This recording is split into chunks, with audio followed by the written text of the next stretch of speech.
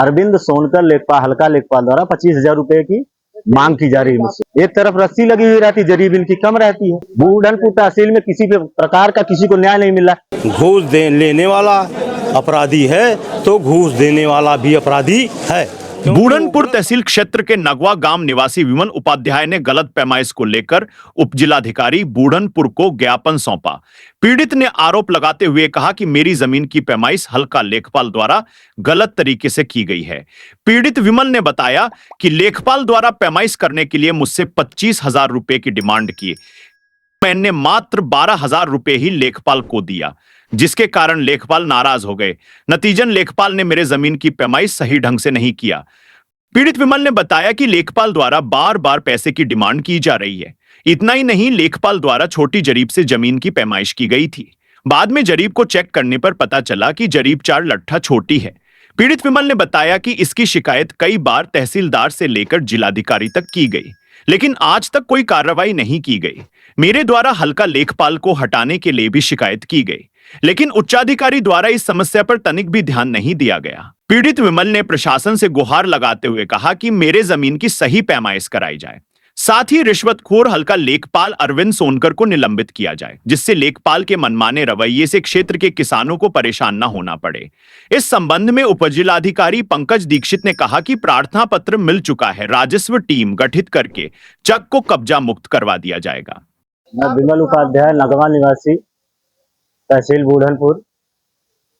मैं तहसील में कई बार एप्लीकेशन दिया था नाली नपवाने के लिए, और फिर हमने धारा 24 के लिए अप्लाई किया था। जो कानून के यहाँ फाइल गई तो उस पे इन्होंने मुझसे जो है 12,000 रुपए की मांग की। हमने नहीं दिया। फिर हमारे भाई को बहला फुसला कर राजाराम कानून गो राजाराम राजस्व निरीक्षक बूढ़नपुर, हल्का पेरिया हल्का वाली, धारा 24 करने के लिए, मेरे 153 गाटे की धारा 24 करने के लिए, तो मेरे भाई से बहला फुसला कर इन्होंने 12,000 रुपए ले लिया। 12,000 रुपए 12,000 रुपए राजाराम कानून गो ने लिया धारा 24 करने के लिए। इसके पहले जो टीम बनी थी उसमें विदाउट वर्किंग में जो है कुंदन राम भी गए थे, और कुंदन राम ने जब ये सही नापी करना शुरू किया तो ये लोग उनको गुमराह करने लगे। हाँ, नीरज तिवारी, कानून गो और अरविंद सोनकर, ये लोग गुमराह करने लगे चूंकि ये सही नापी करने लगे। तो कुंदन राम जो है गुस्से होकर के कहे ये है अपन ले फाइल लोगन पकड़ा, जब तो हम लोग कुछ गलती करे के फाइल लोगन पकड़ा ले नापा। तो ये निकल गए। जितनी बार नापी किए 26 लाठा मेरा खेत नापे, और हमने कई रिटायरमेंट लेखपालों से भी नपवाया, 26 लाठा नापे। लेकिन नीरज तिवारी, एक तो उनकी जरीब में घोटाला है, एक तरफ रस्सी लगी हुई रहती है, जरीब इनकी कम रहती है। और दूसरी चीज, मैं बार बार चिल्ला रहा हूँ कि मेरा खेत 26 लाठा, सभी लोग बता रहे हैं। आप हाँ, कागज भी है, दफा 28 हुई थी, उस पर 4 कड़ी नाली कट करके गई है। 26 लाठे खेत, तो ये लोग 23 लाठा नाप रहे हैं। और एक साइड में खरंजे की साइड में 16 लाठा मेरा खेत है, तो उसको ये लोग 13 लाठा नाप रहे हैं, यानी जबरन नाली मेरे खेत में ला रहे हैं। अरविंद सोनकर मुझसे पैसे की डिमांड कर रहे हैं, धमकी भी दे रहे हैं, नहीं दोगे पैसा तो बार बार तुम्हारे में ऐसा ही होता रहेगा। क्योंकि विपक्षी सगड़ी तहसील में लेखपाल है विनीत चौबे, जिसका नाम है ओम प्रकाश चौबे का लड़का, बहुत दबंग किस्म के लोग व्यक्ति हैं। जब भी नापी होती है तो ये सगड़ी से 10-5 लेखपाल को बुला करके लाता है, और यही लोग नक्शा देखते हैं, और अरविंद सोनकर और ये क्या नाम है, नीरज तिवारी, ये लोग खड़े होकर के गुमराही का काम करते हैं, ये चोरी का काम करते हैं।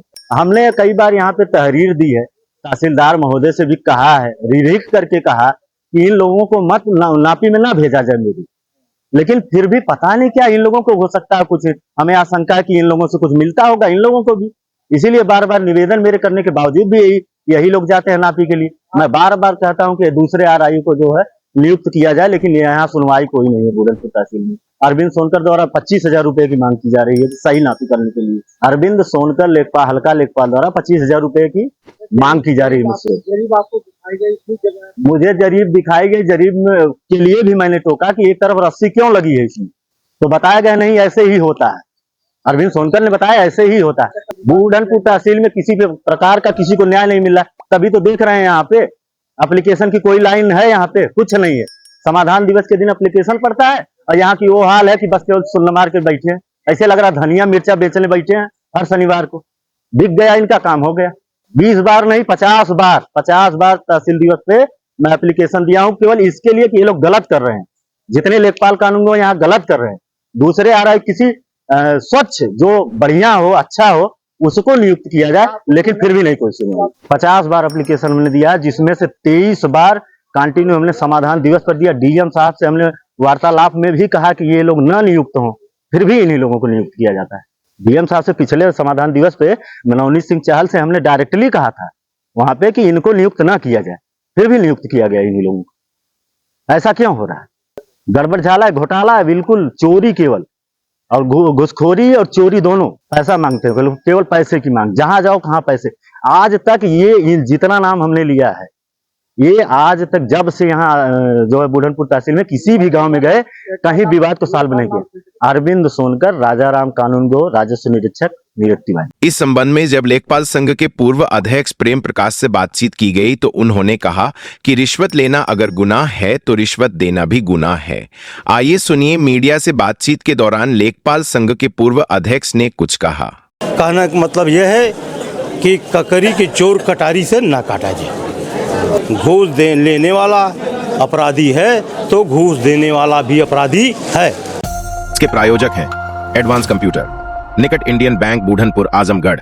यदि आप अपने बच्चे को कंप्यूटर की उत्तम शिक्षा देना चाहते हैं तो तुरंत संपर्क करें।